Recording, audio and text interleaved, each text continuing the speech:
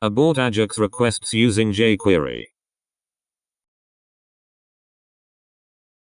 Using jQuery, how can I cancel abort an Ajax request that I have not yet received the response from?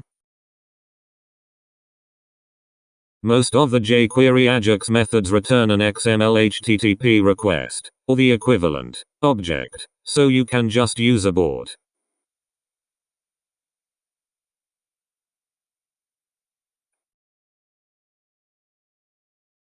Thanks for watching. Subscribe to learn JavaScript. We have a number of awesome tutorials in the works.